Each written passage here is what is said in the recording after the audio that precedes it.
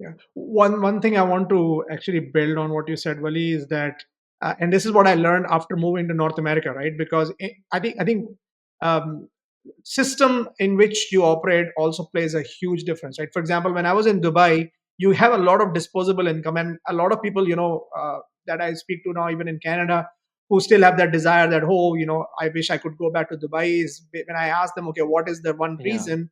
The first reason they give me is, okay, we had so much income, we felt much richer. Uh, the systems in North America, basically, especially in Canada, but even in the US, I would say, if you are working for an organization, they almost force you to stay in that mutual fund stock Yes. space through your retirement Yes. funds, right? Yes. And those retirement funds, by the way, typically are locked in. You Yes. cannot touch them unless you have, I think the only condition in Canada where you can touch your retirement funds is if you have a life threatening illness. For example, god forbid, you have cancer or something like that. Only then you can break those funds. Otherwise, they are locked in at least until you turn 55 or 60. And even that, like, the return and the amount of money you can unlock depends. For example, if you want to start withdrawing when you are 55, you almost get nothing. But when you could turn 60 and 65, that's when you start pulling that out. But and initially I used to get really frustrated, right? Because a big part of my, let's say, paycheck used to go in these retirement funds and all of that. And you're almost also enticed by it because some companies also make it very lucrative for you to invest. Because, for example, there are organizations I know where if you would put $1 into your retirement, they would actually match it up by 200%. So basically, your $1 becomes $3, and then add to it the dollar cost averaging and the growth that you are getting, right?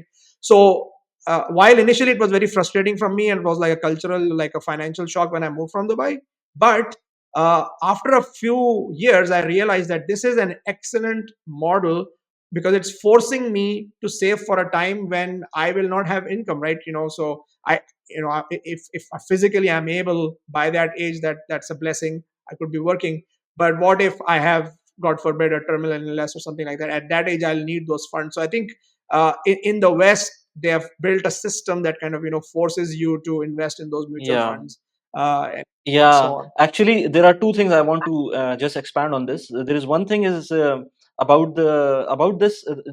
While I'm living in Dubai in UAE, they have started implementing these kind of things. They have the concept of gratuity here. So the concept of gratuity is that you just there is a part of salary which goes into that fund, and that keeps on there until you, let's say, resign or you're let go. So that fund now is now they are investing in different places, riskier as well as less riskier. So you have some kind of concept now in this region as well, that this is a possibility as well, that you can invest your gratuity. This is one thing. Second thing is that they have introduced now employee there is one insurance scheme they have like introduced, where it's a mandatory scheme.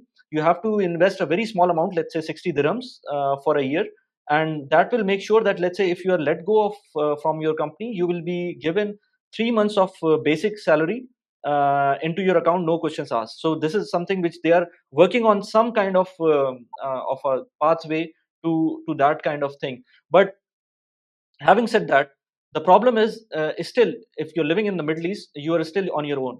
So what I tell everybody, that if you're living in this country and you're on a certain pay scale, let's say you're talking about if you're talking about Canada, you're talking about, let's say, $120,000 dollars per year, which is a uh, in Canadian terms, it's not that bad. It's good, so good that you will fall into, let's say, 30-35% tax bracket, maybe in that kind of 120,000 thing. Yeah. if you're if you're making this kind of money, let's say in the UAE, you are not going to pay any kind of taxes to the government. You should pay that kind of tax to yourself.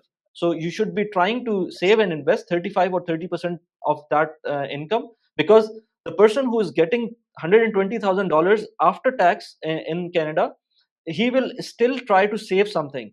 But if you're living in Dubai, where there is no tax, and you, let's say, you're given all kind of opportunities from your company, all kind of facilities from your company, then you are wasting your that 35 to 40% of the tax money that you should have been saving and investing.